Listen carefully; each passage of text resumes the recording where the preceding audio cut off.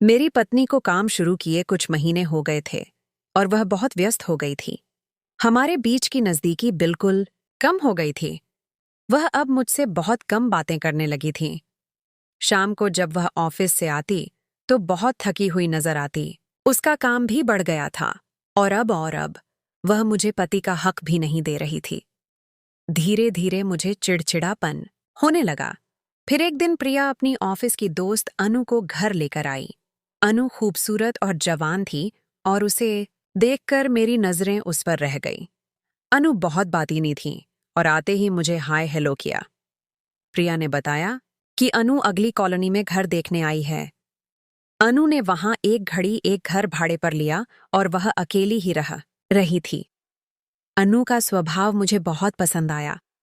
उसके बाद से वह अक्सर ऑफिस के कामों के सिलसिले में घर आती रही। समय बीतने लगा और 1 महीने बाद प्रिया ने अपने ऑफिस के दोस्तों को एक पार्टी दी। प्रिया ने मुझे इसके बारे में कुछ बताया नहीं था, लेकिन अनु के जरिए मुझे पता चला। शाम को मैं भी प्रिया की पार्टी में पहुंचा। वहां पहुंचते ही मैंने देखा कि प्रिया बहुत शौकीन हो गई थी। वहां उसके कई दोस्त और सहकर्मी थे, लेकिन उसने मेरी उनसे कोई खास पहचान नहीं कराई। इसके बावजूद मुझे उसकी प्रतीक्षा पर बुरा नहीं लगा। पार्टी में अनु हमेशा मेरे आसपास रही। पार्टी के दौरान प्रिया की बॉस आई और उसने अपनी भाभी को गले लगाया।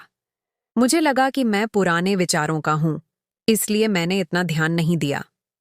रात को घर आकर जब मैंने प्रिया से पार्टी के फोटो देखने के लिए कहा, तो उसने अपना फोन लॉक कर लिया और सो गई।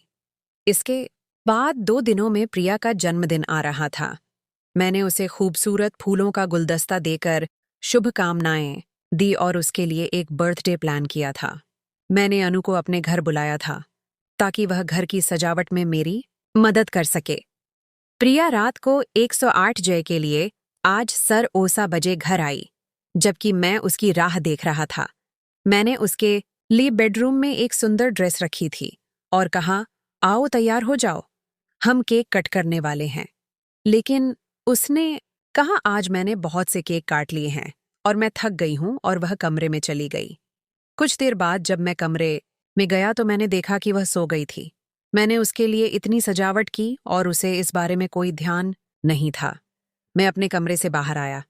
न जाने क्या सोचकर मेरे चेहरे पर उदासी छा गई। उदासी को देखकर अनु ने समझ लिया कि मेरी पत्नी और मेरे बीच कुछ ठीक नहीं चल रहा है। अनु ने कहा, रोहन नाराज मत हो, आज तो सेलिब्रेशन होगा। चलो हम अपनी दोस्ती का सेलिब्रेशन करते हैं। मुझे नहीं पता था कि अनु के दिमाग में क्या चल रहा है। वह किचन में जाकर मेरे लिए केक लेकर आई जिस पर हैप्पी बर्थडे प्रिया लिखा था। उसने उस टैग को अलग करके उस पर रोहन अनु फ्रेंडशिप लिखा था।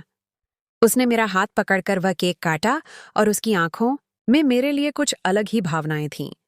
उसने केक मुझे खिलाते वक्त थोड़ी मस्ती भी की और मेरे गाल पर भी केक लगा दिया। तब मैं भी उसके पीछे दौड़ने लगा।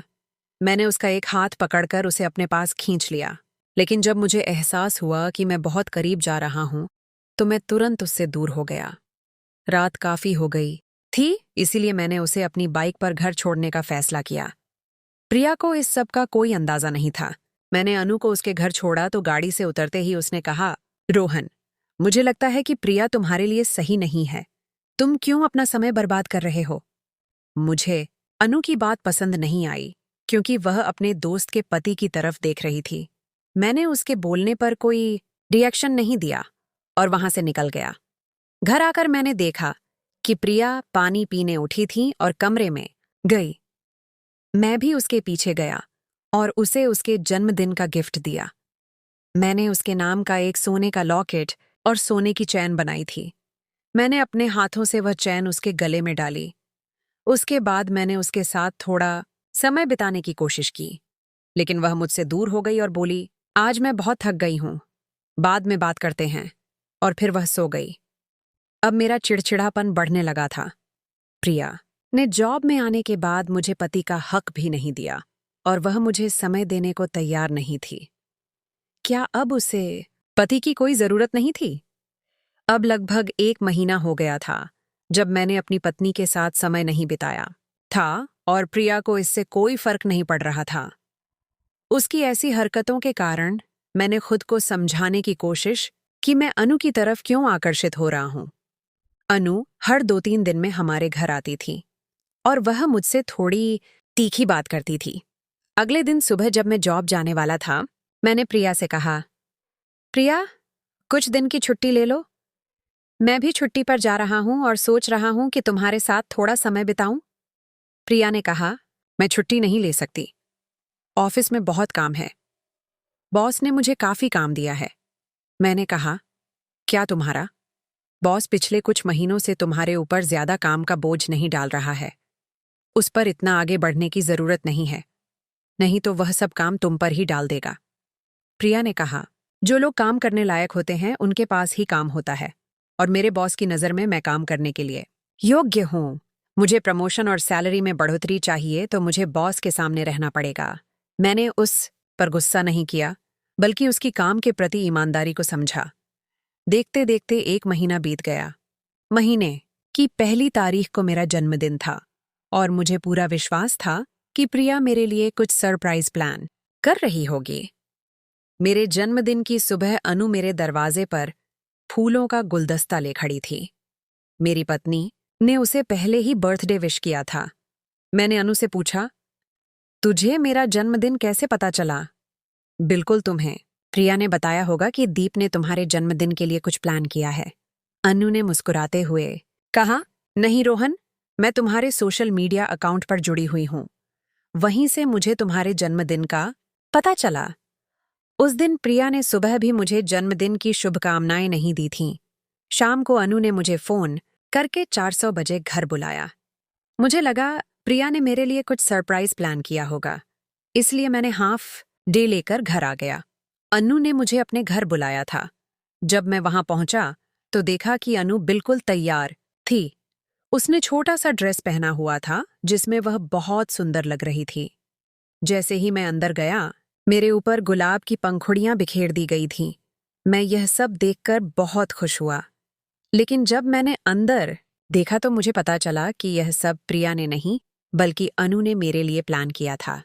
अनु ने मेरे जन्मदिन को खास बनाने के लिए काफी खर्च किया था। उसने अपने काम से छुट्टी ली थी और मेरे लिए कई अच्छे पकवान बनाए थे। मैंने उसकी मेहनत को नकारना नहीं चाहा और मुस्कुराकर उसके साथ अपना जन्मदिन मनाया। काफी देर बाद मैंने अनु से कहा कि अब मुझे घर जाना है। जैसे ही मैं निकलने वाला था, मुझे प्रिया का फोन आया। उसने कहा, आज मैं घर नहीं आ पाऊंगी। ऑफिस में बहुत काम है और रात को मैं एक दोस्त के घर रुक रही हूं। उस समय मुझे यह साफ लग रहा था कि प्रिया को अपने पति के जन्मदिन का ध्यान नहीं था, और यह सुनकर मैं नाराज हो गया। अनु ने यह देखकर मुझे अपने बेडरूम में ले जाकर मेरा हाथ थाम लिया और कहा, रोहन, तुम प्रिया के बारे में इतना क्यों सोचते हो? वह तो काम में व्यस्त होगी। तुम्हारी दोस्त ने तुम्हारा जन्मदिन खास बनाया है, तो फिर तुम क्यों नाराज हो? जब अनु ने मेरा हाथ पकड़ा तो मेरे मन में अलग अलग विचार पैदा होने लगे।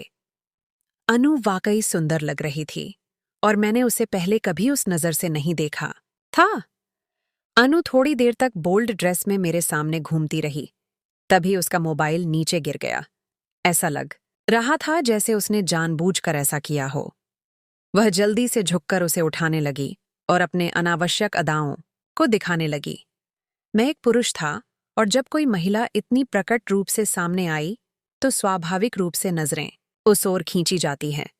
उस समय मैं उसे देखकर खुद को रोक नहीं पा रहा था। वह धीरे धीरे फिर से मेरे पास आ गई। मैं भी उसकी ओर आकर्षित हो रहा था। तभी मुझे अपनी समझदारी पर ध्यान आया और मैंने खुद को उससे दूर कर लिया। मैंने कहा, अनु, तुम यह क्या कर रही हो और मुझे ऐसा करने के लिए मजबूर कर रही हो? हमारे बीच यह सब नहीं हो सकता क्योंकि तुम मेरी पत्नी की दोस्त हो। मुझे अपनी पत्नी से बहुत प्यार है। अनु ने जवाब दिया, ठीक है रोहन, मैं तुम्हें किसी भी चीज के लिए नहीं कहूंगी।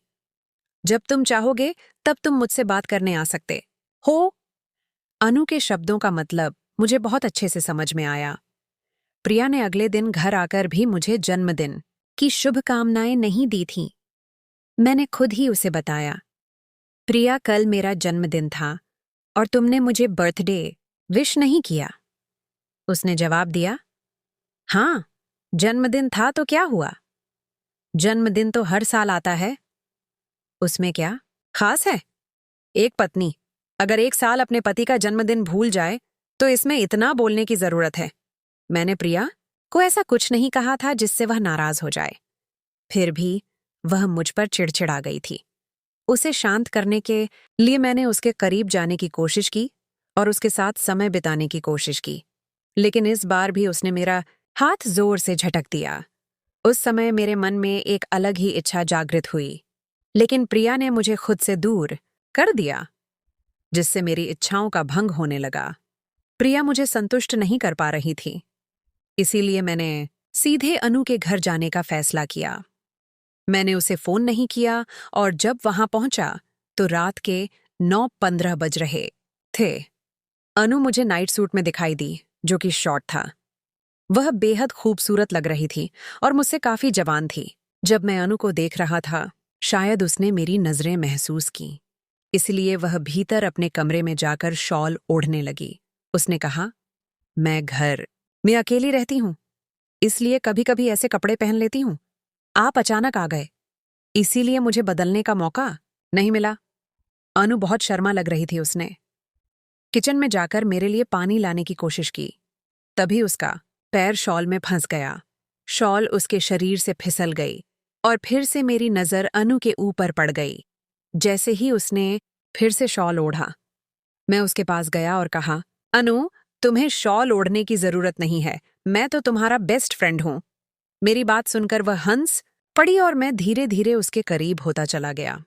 अनु को भी मेरी नजदीकी का एहसास था, क्योंकि उसने मुझे छूने से मना नहीं किया।